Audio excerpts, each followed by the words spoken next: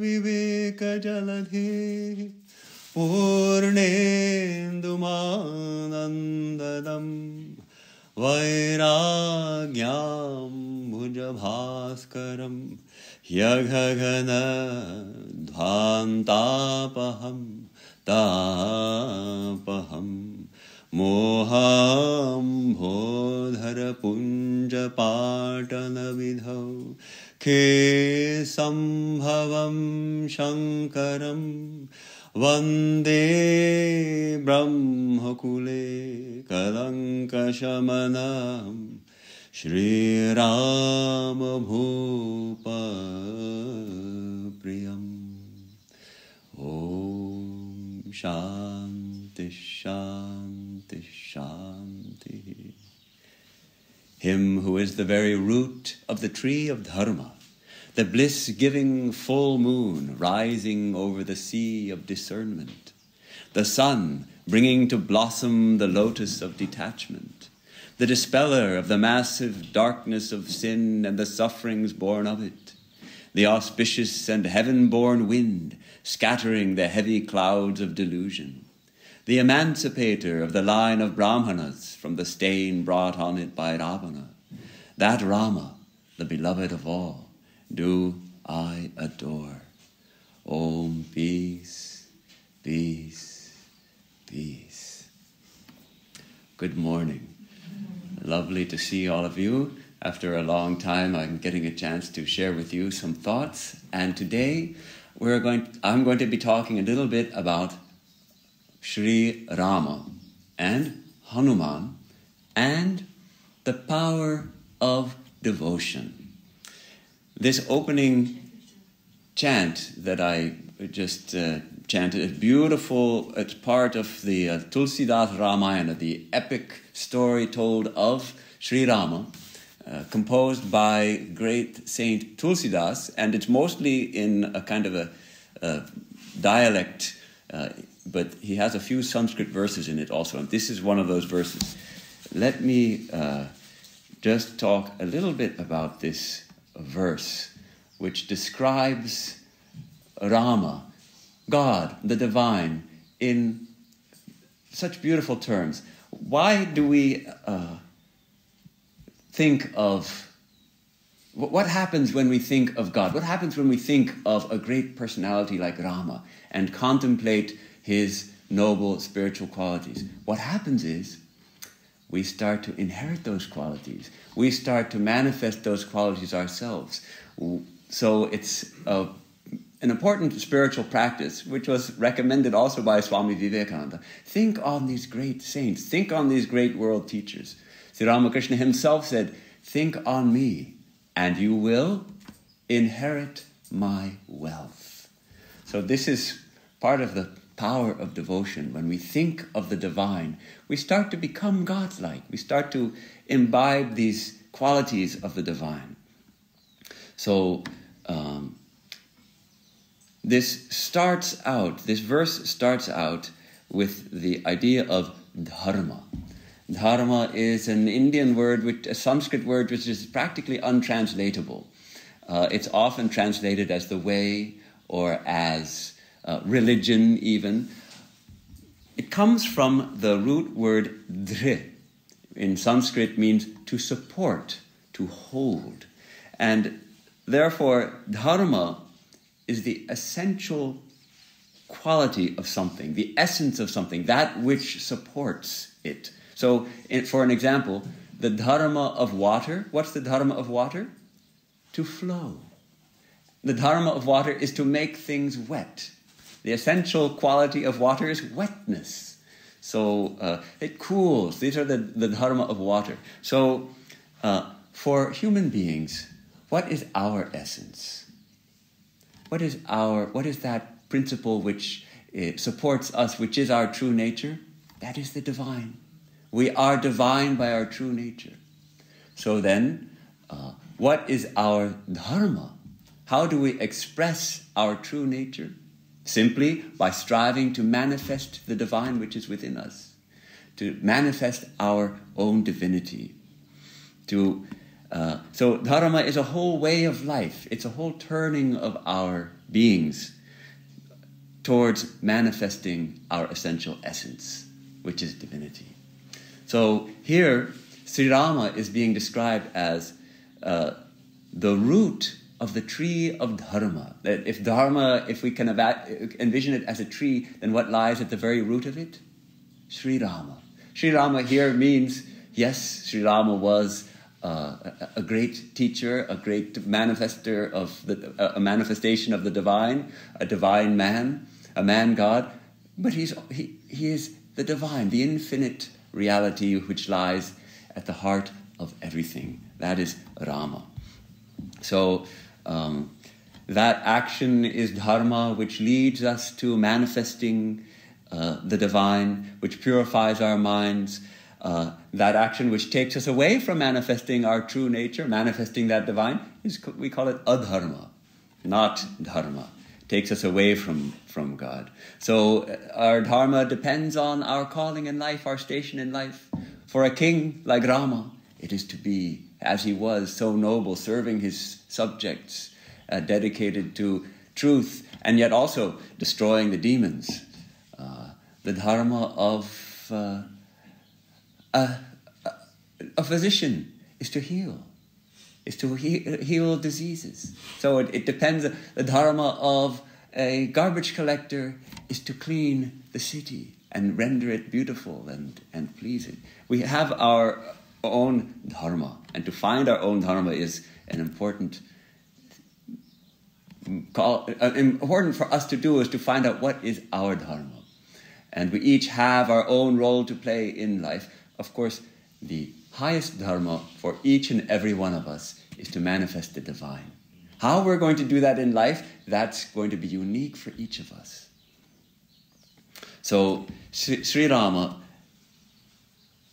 he displayed this beautiful even-mindedness.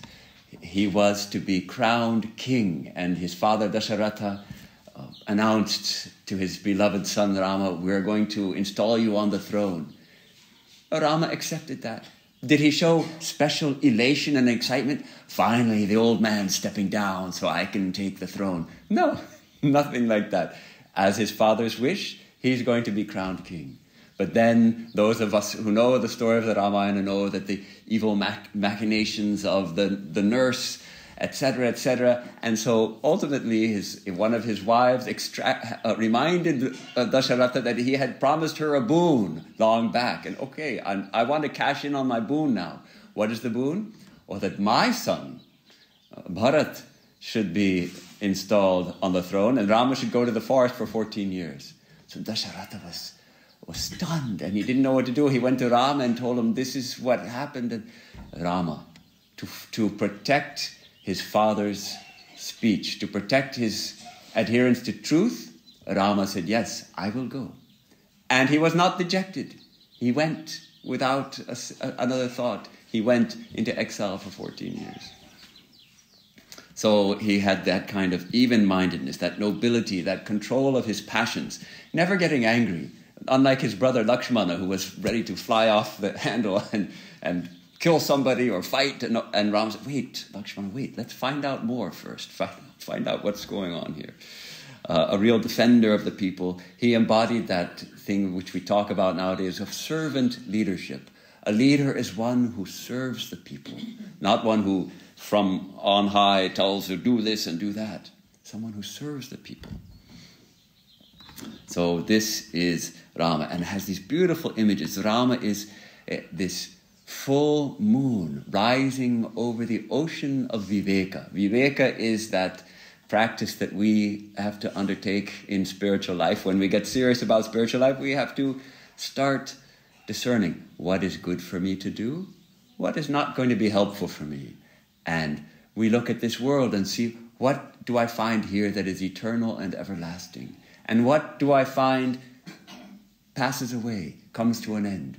And we start to discover that, gosh, everything I see with my eyes, everything I hear with my ears, it comes to an end. It changes. Where is the eternal? And that search for the eternal starts. And once that starts, we know that it comes to its fruition when we find the eternal. And that is that moon of bliss which is rising above that ocean. We taste that eternal joy which is the divine. So Rama is that moon rising, and then he is also the sun which is falling upon a lotus, and that lotus bursts into blossom. That lotus here is being described as the lotus of vairagya, the lotus of detachment, of even renunciation, as we see that everything here is impermanent and nothing here gives us real satisfaction. A certain detachment comes, a certain detachment from the temporal things of this world, and at the same time an attachment for God, a longing for God, a desire to know the infinite. And here that's being likened to a lotus, like the lotus of the heart bursting into blossom when the sun of the divine arises. So it's these beautiful images being given to us. And then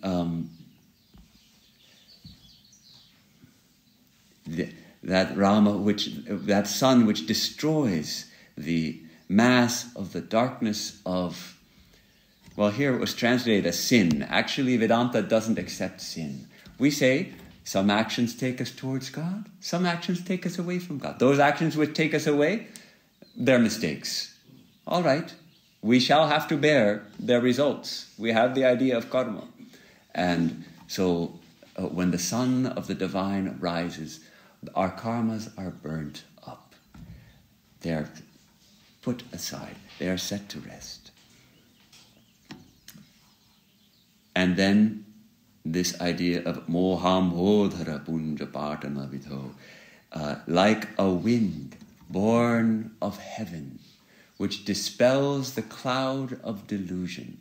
The sun is always shining, but on a cloudy day we don't see it because there are clouds. Likewise, the divine is always shining within us and within all beings and everywhere. But most of the time, perhaps we are not quite aware of it. We don't see it. Why? That's called, it's a rather strong term. Vedanta has some strong terms. Say delusion. There's a cloud of delusion covering our mind, so we don't see it. We don't see God. Why? Well, our view is covered. It doesn't mean God is not there. So Rama is like that wind which blows away that cloud which is obstructing our vision of the divine, obstructing our vision of the sun. And Rama, he redeems the lineage of the Brahmanas. The Brahmanas, those who are especially devoted to God. Well, Ravana, the great demon who stole Sita, kidnapped Sita and created so much trouble, he was a Brahmin. He was born into a family of Brahmanas. So that placed a stain on the lineage of the Brahmanas. And Rama, by killing Ravana, he released the Brahmanas of that stain. Now, something beautiful about when a demon is killed by a divine incarnation, like Rama, what happens to them? They should go to hell, right? For all their bad deeds? No. Rama is divine. He releases them from their sins at the same time, and they ascend to the highest realms. So when Rama kills the demons, he also liberates them, and they frees them of their negative tendencies. How beautiful. So this is a little bit about Rama. By the way, I forgot to mention why we're talking about Rama. Well, it's a perfectly good topic to take up, but just this month, actually 30th March, was Ram Navami, the birthday of Rama, and a week later was Hanuman Jayanti, the birth of Hanumanji, his great devotee. So for that reason, I thought that today will be a good day to talk about this.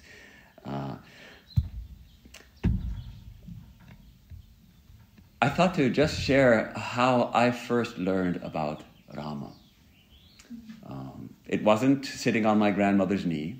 That's the tradition in India, the ancient tradition, which maybe is getting diverted a little nowadays as families break up into the individual units.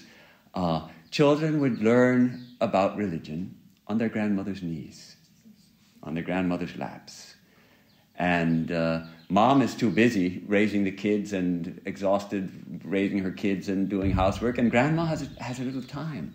And she has the wisdom also. She's a little older. She has the wisdom born of experience. So she shares the stories of the religious traditions. She guides the young children in how to control their emotions, how to act, telling the truth. All these kind of teachings used to be given by especially the grandmothers.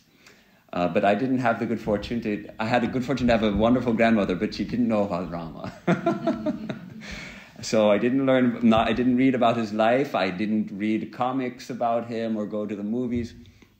No, how did I first learn about Rama? By hearing his name. The powerful and beautiful name of Rama. I went to Boulder, Colorado. There was a small ashrama run by a very holy couple, a husband and wife who were totally dedicated to God, and their home was a spiritual retreat center, very small, and they would have gatherings, I think every week, and they would get together in their little shrine and sing. And mostly what would they sing? Shri Ram, Jai Ram, Jai Jai Rama, Shri Ram, Jai Ram, Jai Jai Rama. For an hour. Sounds boring, maybe. It wasn't boring. It was fascinating. The husband, he had this single-stringed instrument called an iqtar, where you just pluck one string and it goes on plucking that string and it creates a rhythm, and the room is full of people all singing together. And amazing, this joy, I started to taste a joy welling up. From where is this joy coming? The joy of the name of God, the joy of the name of Rama. This is a secret which the devotees of God know, that the name of God gives us joy. It's like nectar. As we just recited at the beginning of our gathering here, chant the name of the Lord and his glories unceasingly, that the mirror of the heart may be white clean. O name, stream down in moonlight on the lotus heart, opening its cup to the nectar of thy soul. The name of God is like nectar. When we taste it, it falls down on our hearts, and our hearts begin to open, and we begin to taste a joy, a nectar. Not an ordinary joy of eating ice cream or of winning the lottery even. It's a more subtle joy, and it's a more delicious joy when we start to savor that kind of joy, that spiritual joy. So that is the name of Rama. It's a name of God repeated by millions of people. The very powerful name of God. I didn't know about Rama. I only heard his name and I became attracted to Rama. Rama as the supreme reality, the all-loving infinite Lord. Not specifically the son of Dasharatha and the hero of the Ramayana and all that. That came much later. But Rama is a most powerful name of God. Sri Ramakrishna has a good story about that, about the name and the power of the name, and having faith in that name. There was, and I'll just read this passage from the Gospel of Sri Ramakrishna, the recorded conversations of Sri Ramakrishna. He says, "You must have heard about the tremendous power of faith. It is said in the Purana that Rama, who was God himself, the embodiment of the absolute Brahman, had to build a bridge to cross the sea to Sri Lanka. But Hanuman, trusting in Rama's name, cleared the sea in one jump." That's often told. The Hanumanji, he jumped across just with faith in the name of Rama. But Rama himself had to build a bridge. So it's it's quite funny. Now, Sri Ramakrishna tells a story of a man who came to Sri Lanka, and he needed to cross the sea back to India. And Vibhishana, Ravana's brother, the good brother. Ravana was the bad guy, and he had an even more wicked brother, and he also had a good brother. Vibhishana became king of Lanka after Ravana was killed. And so he needed to cross the ocean. Vibhishana took a leaf, and he wrote the name of Rama on it. And he tied it in the cloth of this man, just in the corner of his dhoti. He tied this leaf with the name of Rama on it and said, "Go ahead, you can walk across the ocean now. Don't be afraid. Have faith and walk on the water. But see here, one thing. If you lose faith, you'll be drowned." So the man was, with full faith, he was walking across the water, and how amazing, I'm walking on the water. What a wonderful thing Vibhishana has given to me. And suddenly he was struck with an intense curiosity. What is it that Vibhishana has tied in my cloth? And so he took his cloth and he untied it, and he found a leaf with the name of Rama written on it. And he said, "What? Just this? Just the name of Rama?" And the doubt came, and he sank right there. So that's the tremendous power of the divine name. We can move mountains. We can cross the ocean through the power of the divine name. Why? Because the name and the named are not two. They are one. The name and the named are one.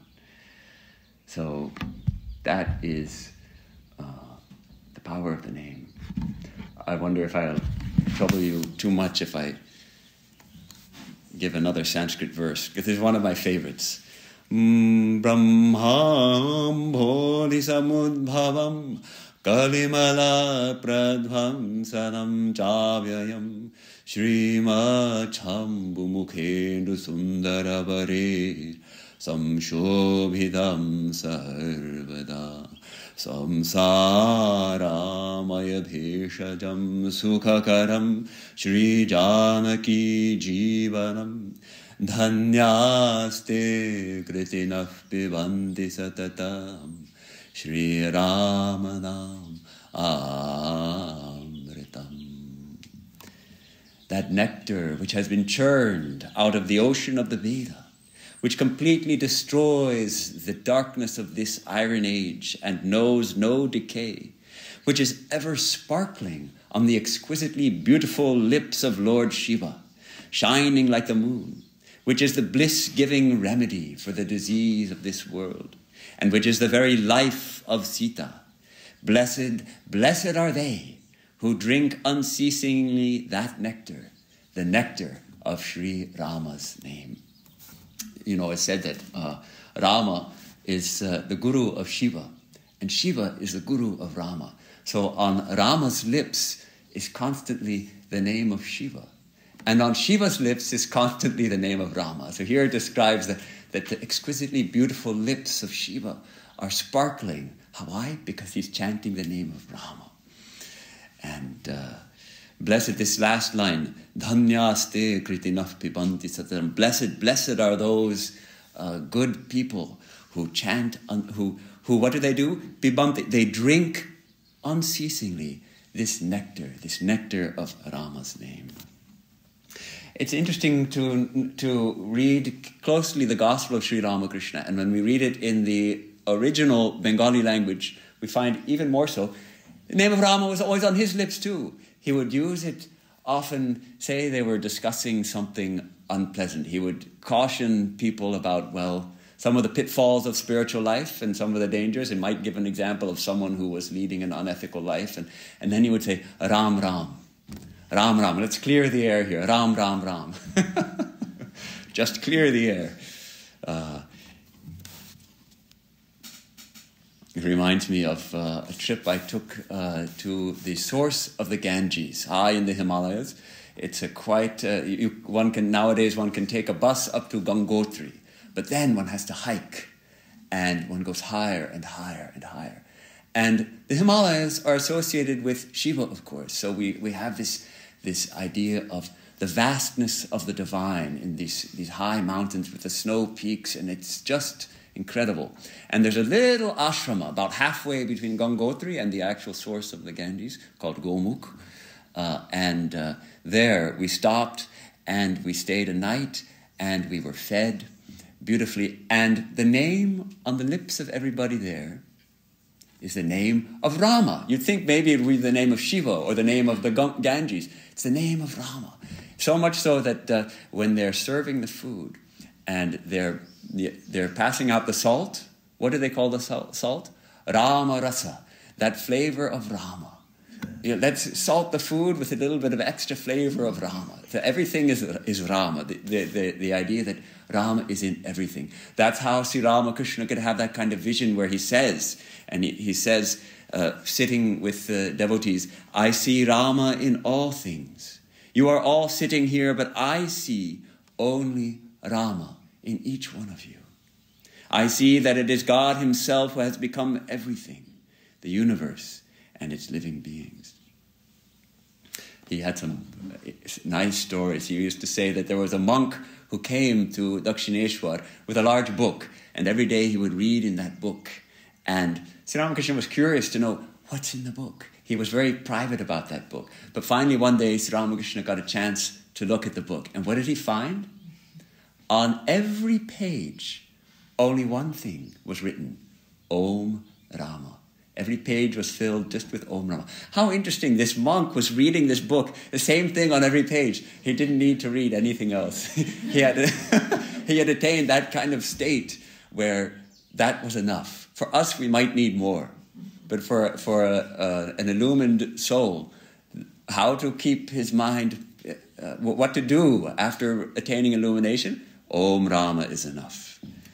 Sri Ramakrishna used to say, when chanting the name of Rama once, tears flow from your eyes. Then you know that formal devotions, all the disciplines that we put ourselves through in spiritual life, we don't have to do those anymore. We have attained true love. If we can chant the name, we hear once the name of Rama and tears come to our eyes. There's a couple of there's many nice stories. Let me share just a couple more.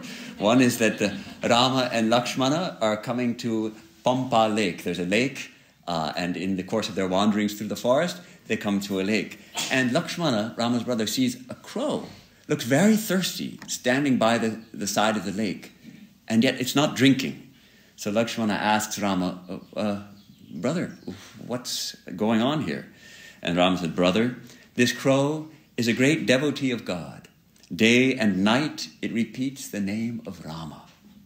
Its throat is parched with thirst, but still it won't drink for fear of missing a repetition of Rama's name. So it doesn't even want to drink, fearing that it will miss repeating the name of Rama. Of course, for us, we start by repeating the name of God here, but actually the name of God has to resound here. We bring it down to our heart so that the name of God is always being repeated here. Then we can eat and drink and still chant the name of God. So there at Pampa Lake, they're going for their bath, as they do in India, just wading into the water. And so both Rama and Lakshmana, they're warriors, so they have their bows. And so they put their bows into the clay, and they go have their bath. And when they come out, they pull out the bows, and Lakshmana finds that the tip of his bow is stained with blood. So Rama says, oh, look, brother, look, perhaps we have hurt some creature. So Lakshmana digs down into the earth, and he finds a big bullfrog, and it's dying. It's been stabbed by the. So Rama said to the frog in a sorrowful voice, this is as told by Sri Ramakrishna, why didn't you croak? We should have tried to save you. You croak lustily enough when you are in the jaws of a snake. The frog said, O Lord, when I am attacked by a snake, I croak saying, O Rama, save me. O Rama, save me. This time I found that it was Rama who was killing me, so I kept still. This beautiful attitude of surrender, utter surrender to God, that everything is the will of God. So the bullfrog will pray to Rama when he's in trouble, but when he's finding that Rama has come to take him, then what should he say? He just accepts that it's the will of Rama. that beautiful story of the will of Rama. We don't have time for that one. But we can afterwards we can read that one. The weaver who takes everything as the will of Rama. This beautiful surrender, this ideal of surrender. Swami Vivekananda thinks of Rama as a tremendous lover, a lover of humanity, who loved everyone without distinction, and points out in his beautiful verse describing Sri Ramakrishna, he first describes Sri Rama, how his love flowed to the very outcast. This beautiful story of Guhaka, the boatman who took Rama and Lakshmana across the river when they first went into exile. And he fell outside the pale of traditional society. He was considered that very unfortunate term and that unfortunate tradition of caste. He was an outcast, so he was considered untouchable.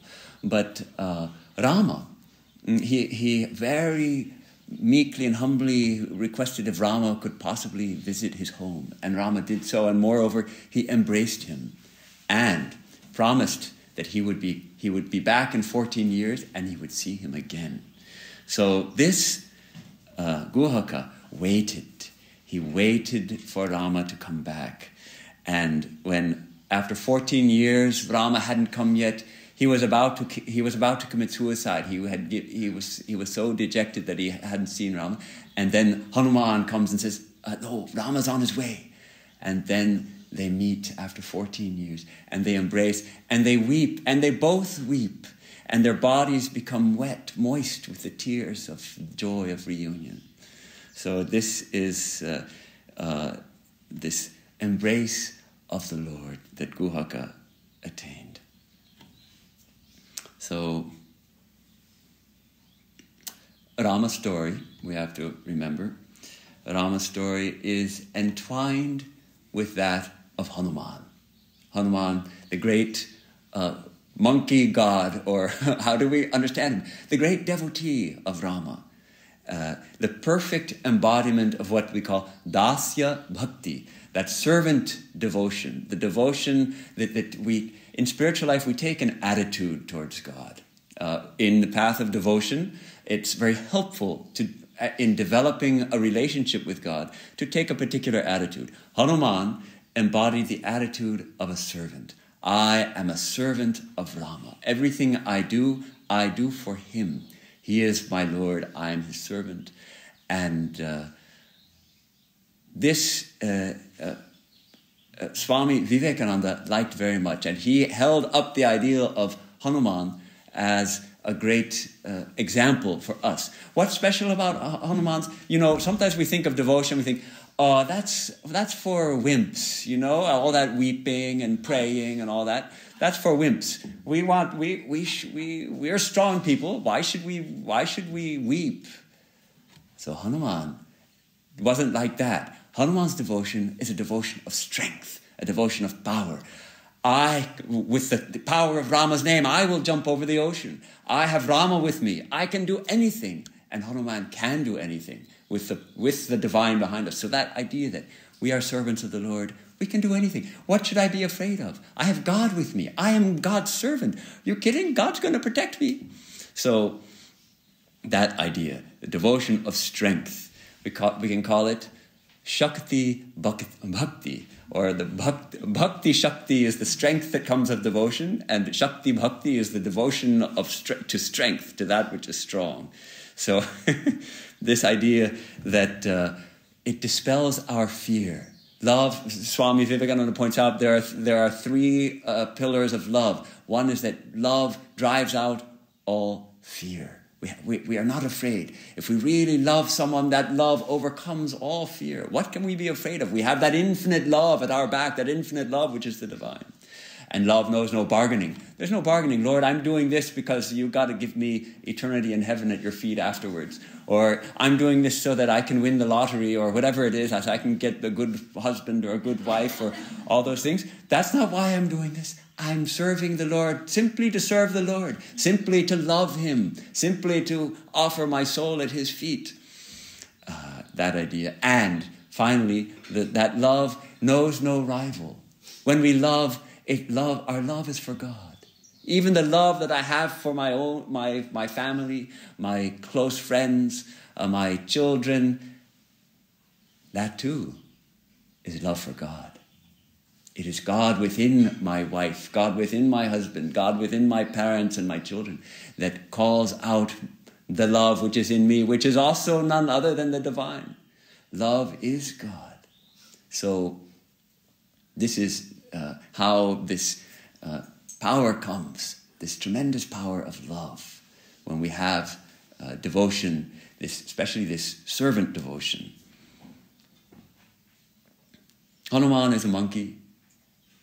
He has this monkey mind. We also are like monkeys. Our minds are very restless. But Hanuman tamed that mind of his through the power of Rama's name. So we also can do that. He was a master of his senses. He was a brahmacharan. Means he was unmarried. And he looked on all women as his mother. And he is a wonderful ideal for us, repeating the name of Rama. But Hanuman is more than a devotee. He's also divine. He's also a god. He's the son of the wind. And he's not only fearless, he's the giver of fearlessness. He's the giver of strength and of wisdom. He's the protector of the good. He's the destroyer of demons. He's the embodiment of humility and also opens the door to Rama's court. Tulsidas, when he was longing for the vision of Rama, he couldn't get it directly. He went through Hanumanji. He approached Hanumanji, and Hanuman brought him into the presence of Rama. It's said that Hanuman is a Chiranjiva. He's eternally living, and wherever the name of Rama is chanted, he comes there to hear the name of Rama. That's his sole delight, his sole joy. Some of the most touching incidents of the Ramayana involve Hanuman, like when he finds Sita. Sita has been abducted by Rama, and they're searching everywhere. And finally, Hanuman finds her in the Ashoka Grove in Lanka, Sri Lanka, where Ravana has kept her. And he comes to tell her that I've come from Rama, we found you, Rama's coming, don't worry. But she doesn't trust anybody, because Ravana has been coming to her in various forms and trying to trick her, because Ravana wants to take her as a wife, though he's already got many wives, but he wants another wife, he wants Sita. But Sita has her mind only on Rama. She's kept her mind fixed on Rama from the moment she was abducted, and she has no eyes for any other man or anything else. So Hanuman talks to her very gently, and finally Rama has given him his own ring. And so Hanuman shows that ring to Sita, says, see, Rama has sent me. Here's the proof. Here's the ring he gave me. And moreover, Rama also told Hanuman one story, which was known only to Rama and Sita. Nobody else knows this story. And when Hanumanji tells Sita this story, she realizes that it's true, that Rama hasn't forgotten her. Even though she was afraid, maybe he's forgotten me. But now she realizes he hasn't forgotten me, he's coming to... So this tremendous sense of relief comes over Sita when she receives the ring and the story from Hanumanji. So touching. Also, Hanumanji has a great sense of humor. He's funny. On his way to Lanka, he's flying over the ocean on one jump, and this demoness named Surasa, she's the mother of all serpents, she comes up and blocks his way. She is horrible, and she says, sorry, everybody, it looks like it's lunchtime. Everybody who comes this way has to enter my mouth. You're not going anywhere else, buddy. And Hanuman said, oh yeah? And Hanuman, because he had all these powers, so he makes himself bigger. He makes himself big. But this demoness is not to be stopped so easily. She makes herself bigger and makes her mouth bigger. And then Hanuman becomes even bigger. And so she becomes even bigger. So Hanuman becomes this enormous form. And so does the demoness. She's determined to swallow Hanumanji. Suddenly, he contracts his form into a tiny little form, darts into her mouth, and comes back out her nostril. And then he says, see, I've entered your mouth now. So, goodbye. Your words are fulfilled. Now I'm going. So that's Hanumanji. There's a tremendous sense of humor. And he has a certain simplicity also, a beautiful simplicity. There are 4 well-known images of Rama. I mean, there's so many pictures in art, but there's the 4 that come to my mind most often. I just like to share those. The first one is Ram Darbar, where Sri Rama is in his court, and he's got Sita and Lakshmana on his side, and Hanuman sitting in his feet. Do you know the picture? I have them. I collected them here on this tablet, but it'll be a little hard to see. But at least I'm talking about this picture. I don't know if you can see. And here's Hanuman. And what's Hanuman doing? He's at Rama's feet with his hands folded in devotion, looking at his feet. He's just like this, looking at Rama's feet. That's his only interest, is the feet of Rama. And he's receiving Rama's blessing. It's his weapon is laid down. That utter dedication to Rama is embodied in that picture. And Sita's also blessing him. So they're both blessing Rama as he's just in devotion at Rama's feet. Sri Ramakrishna used to say that once someone asked Hanuman which day of the fortnight it was. And Hanuman replied, "Brother, I don't know anything of the day of the week, or the fortnight, or the position of the stars. I think of Rama alone." This single-minded devotion of Hanuman. And we start our Ram Nam Sankirtan. How many of you are familiar with the Ram Nam? That we sing it in Hollywood. We sing it about once a month. It's a tradition of singing the name of Rama that's part of the Ramakrishna order, which evidently has not come to Trabuco. I think we ought to do something about that. It's a wonderful tradition, and it starts with this beautiful verse. Shri Nate Janaki Nate Abheda Paramatmani Tathapi Mama Sarvasva Rama Kamalalochana. Oh, Srinath, the Lord of Lakshmi, Vishnu, and Janakinath, the Lord of Sita, that is Rama. I know they're not separate. I know they're not two. I know that Krishna and Rama and Buddha and Jesus and all the forms of God and Shiva and Durga, I know that they're all that they're undivided. They're all one. It's one reality. I know that. Still, my all in all is the lotus-eyed Rama. That idea we have in spiritual life. We can choose one aspect of the divine.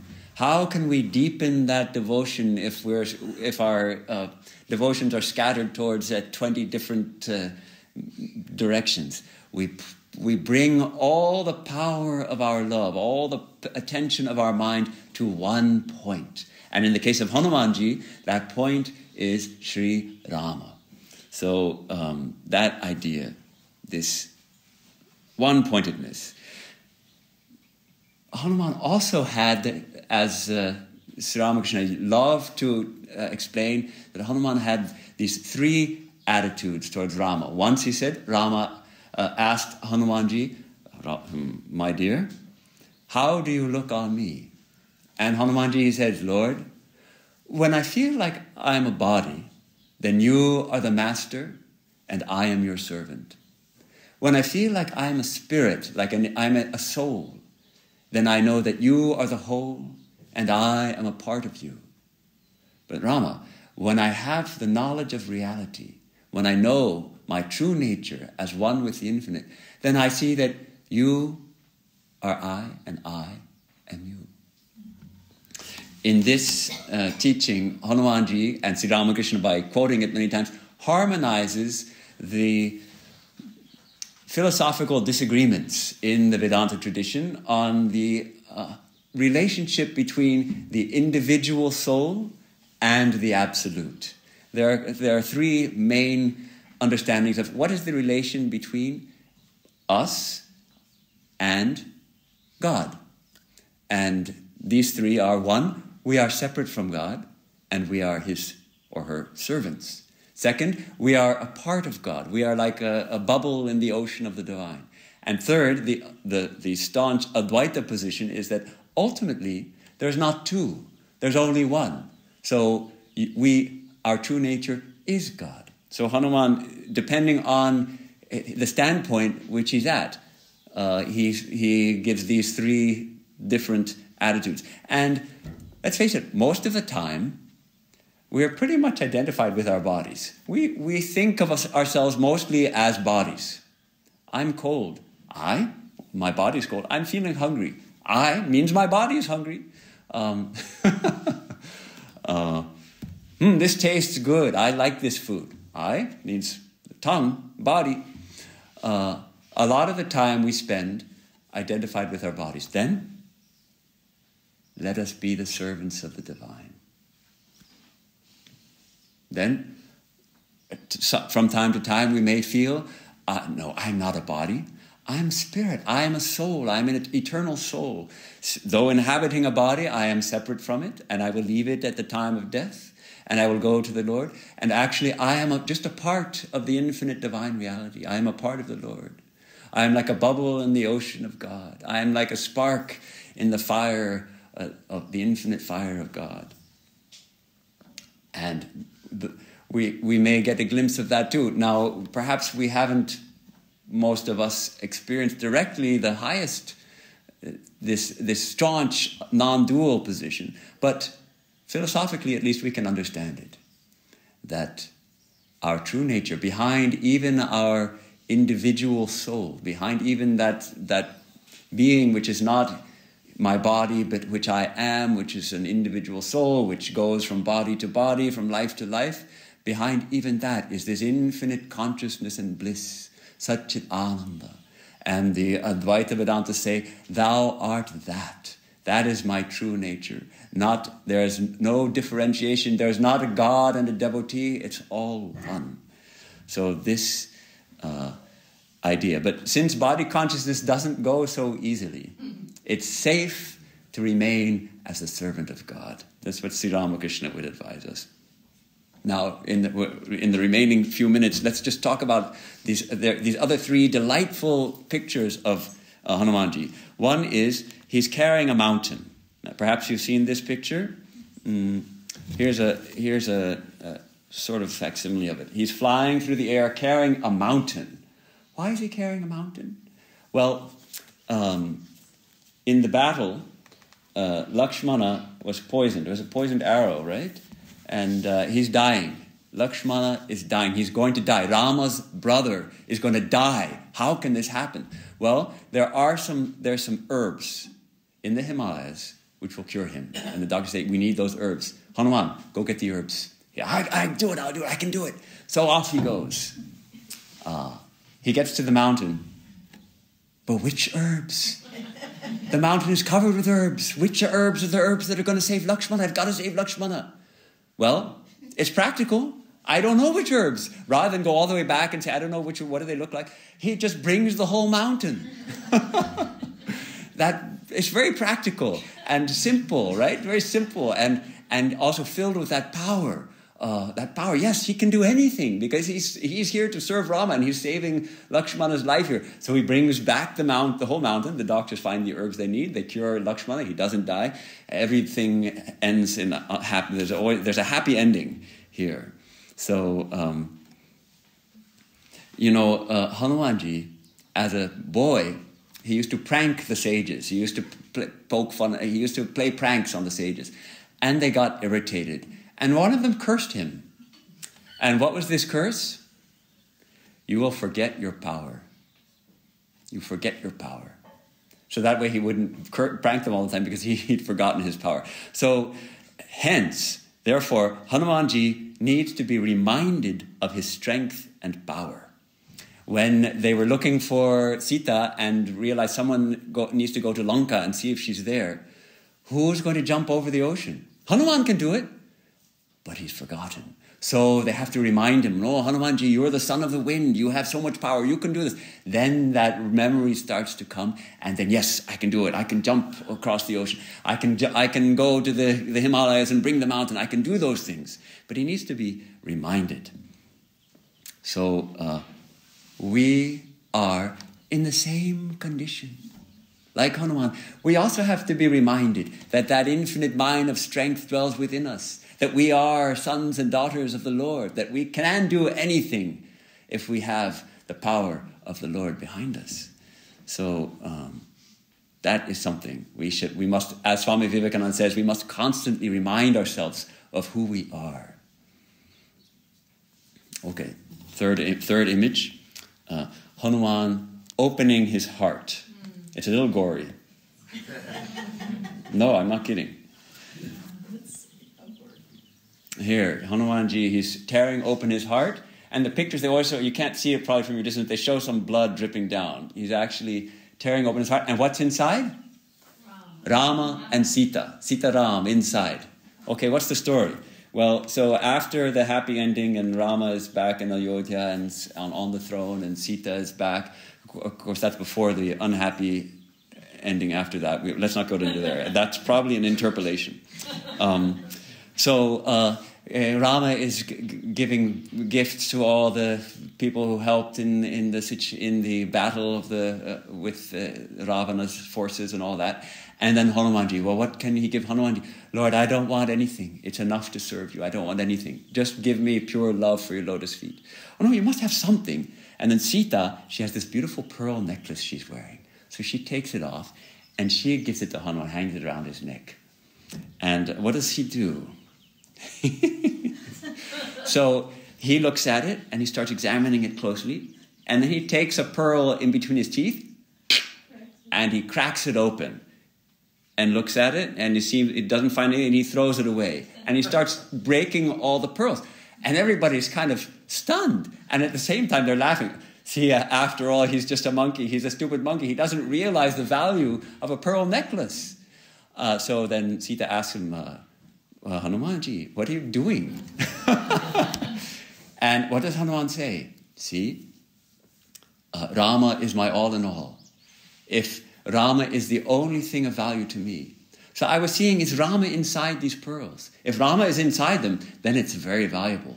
But I'm not seeing Rama here, then it's of no value to me. And then someone objects, hey, Hanuman, but you're wearing your body, aren't you? Do you have Rama inside your body? Oh, yes, I do. And with one word, he tears open his heart and shows Rama and Sita shining in his heart. So that's the story of this picture, that he's ready to show, yes, God dwells within me. And so that's the this idea that God dwells within.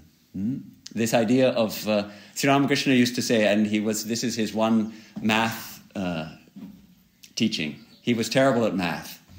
He could handle addition, but he couldn't do subtraction.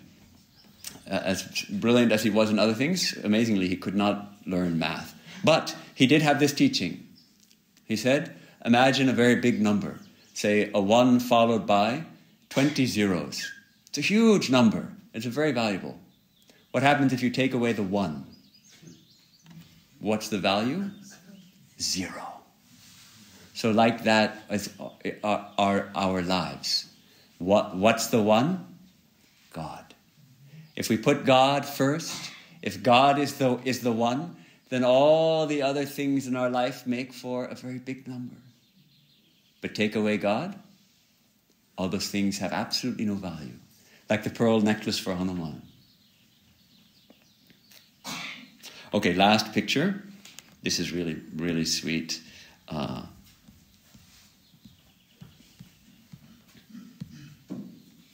The embrace. Rama and Hanuman are embracing. And it's so touching. And this happened twice, actually. This happened first when Hanumanji brought the mountain, Dronagiri, from the Himalayas to save Lakshmana's life. Rama embraces Hanuman. And again, after this, after Hanuman shows that Rama and Sita are there, Hanuman is also so pleased he embraces, Rama is so pleased that he embraces Hanuman. So this is, the servant is ultimately lifted up and embraced by God and brought. Sri Ramakrishna used to say, if a servant in the court, say, in the king's court, he comes up and he sees the king is not sitting on the throne, and he walks up and he sits down on the throne and says, there's no difference really between me and the king. We're both human beings. Everyone will be shocked, and the king will be very annoyed. But if the king, pleased with the devoted service of a servant, says, brother, come sit beside me on the throne. There's no difference between you and me. Then everybody is overjoyed. So it's like that, this beautiful love that Rama has for his servant Hanuman. He embraces him, and they become equals, as it were, just that touching embrace. So, what's the takeaway? There's so many beautiful ideas that we cover today. I like to, for me, keep this thought, that devotion brings strength. Devotion is not something weak. When we first start spiritual life and we first start cultivating devotion, I find that sometimes and I experienced this in my own life, I started to get weepy. And I would weep, but it wasn't just about spiritual things. I started weeping about other things too. Go to a movie and suddenly I'm weeping at the movie. What's this? Okay, that's a phase. But actually, devotion can bring this tremendous strength, this tremendous power to feel that we are servants of God. So much so that Swami Vivekananda, writing to his brother disciples, wrote like this.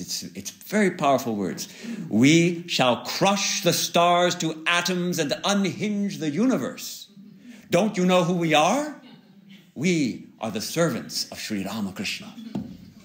That idea, that much power. We shall crush the stars to atoms and unhinge the universe because we are the servants of the Lord. Nothing can stop us. He had this vision, of course, of transforming India and transforming the world through the Ramakrishna mission and this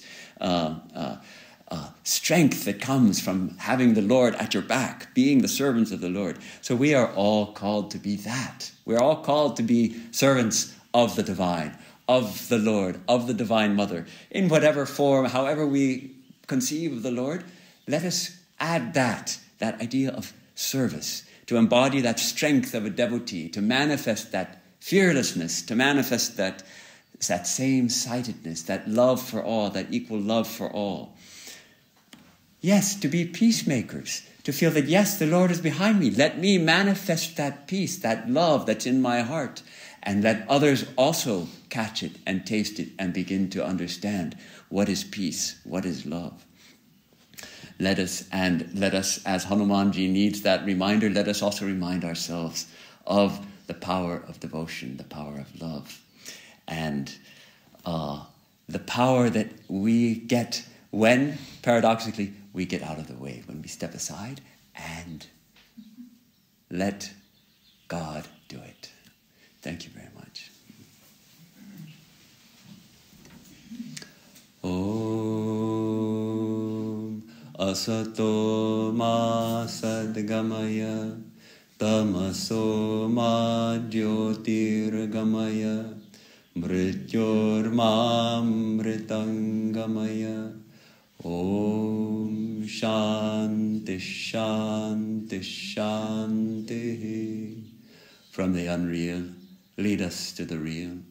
From darkness, lead us unto light. From death, lead us to immortality. Om, peace, peace, peace. And thank you for giving me this opportunity to share my thoughts with you.